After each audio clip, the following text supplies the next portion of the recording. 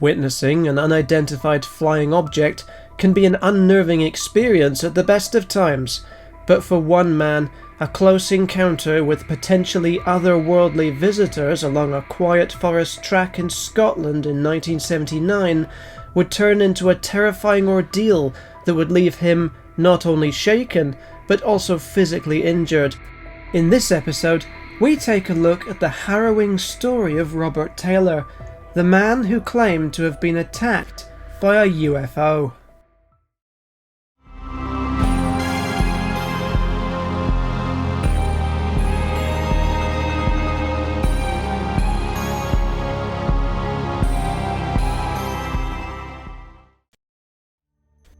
Robert, or Bob Taylor, who was 61 at the time of the incident, was perhaps one of the unlikeliest people to fabricate a fantastical story or to try to perpetrate a hoax. A married man with several grown-up children, Taylor was a forestry worker with the Livingston Development Corporation and had a reputation for being level-headed and honest. He also had no known prior interest in the UFO phenomenon. On this particular day, November the 9th, 1979 to be exact, he had driven his forestry department pickup truck to the woods around Dechmont Woods in Livingston, West Lothian, parked up on a forest trail off the main road, and began to hike up the track while accompanied by his dog, an Irish setter named Lara. His job that morning was to make sure that no livestock had wandered into the woods, and to ensure that all the gates were properly secured. It was when he rounded a bend and reached a clearing in the forest at around 10:15 a.m. that things took a very strange turn indeed. There in front of him, hovering slightly off the ground in the centre of the clearing, was a strange, unfathomable object. It was dome-shaped, measuring perhaps 6 meters or 20 feet in diameter. Its exterior was dark metallic, with a rough sandpaper-like texture, and there were a number of propeller-like structures situated around its outer rim, though they did not rotate. Now and again, the object's exterior would seem to shift in appearance, transitioning from transparent to reflective and back.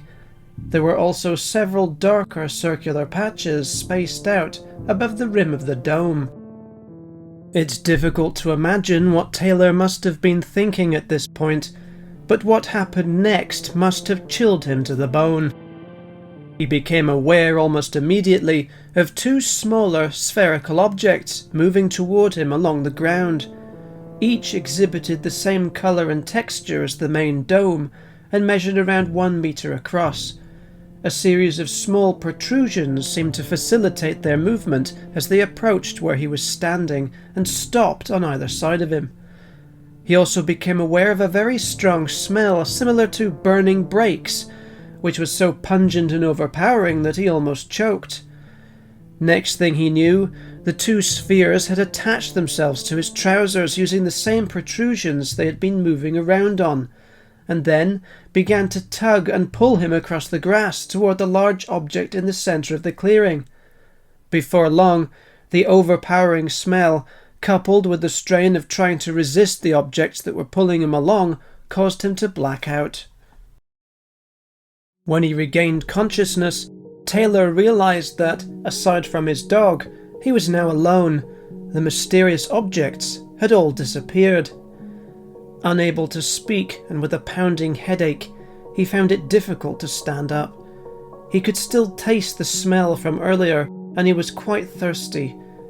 Keen to get back to his truck, he began to crawl back down the track through the woods and, after a time, found that he was able to stand up and stagger on. After reaching the vehicle, he tried to drive away but ended up getting stuck.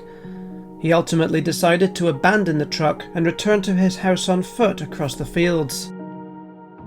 When he arrived home later that morning, his wife was shocked by his appearance. He had sustained numerous cuts and grazes, his clothes were ripped to shreds, and he was covered in dirt and grime. Taylor was still shaken and confused, and muttered something about being attacked by a spaceship thing. He decided to take a bath, but afterward continued to complain that he could detect the same smell from earlier, even though his wife couldn't smell anything at all. Concerned, she phoned his boss at the forestry department, who in turn called a doctor to go and see him.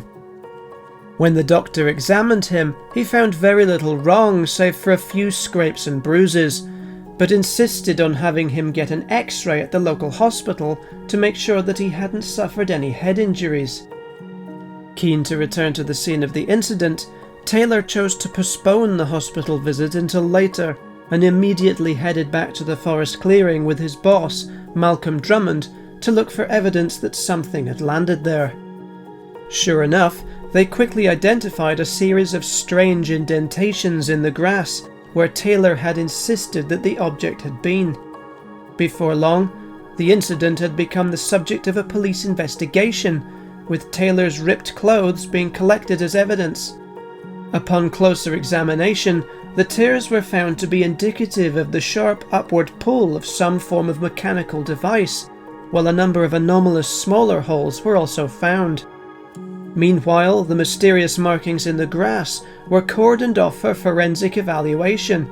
Officers spent a great deal of time investigating the clearing and the surrounding area, but were unable to find any concrete explanation for what could have happened to Taylor or what might have left the indentations. So what exactly did happen to Robert Taylor that morning in 1979? In the years that followed the incident, several theories have been put forward. One of the most widely debated explanations is that Taylor may have suffered some sort of epileptic attack after venturing into the clearing that day. Such attacks can produce a number of symptoms compatible with what he experienced, including hallucinations, phantom smells, headaches, temporary paralysis, and a period of unconsciousness. The rips in his clothes, meanwhile, could have been caused by his collapse and subsequent efforts to crawl back to his vehicle.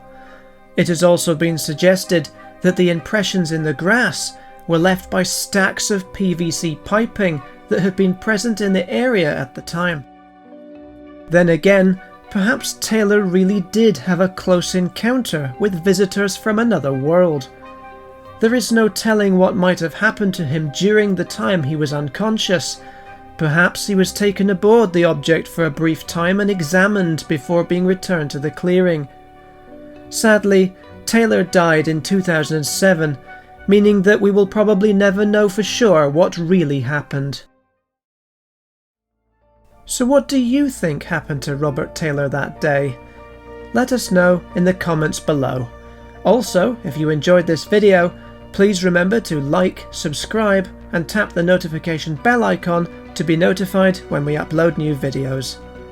Thanks for watching, and we'll see you next time.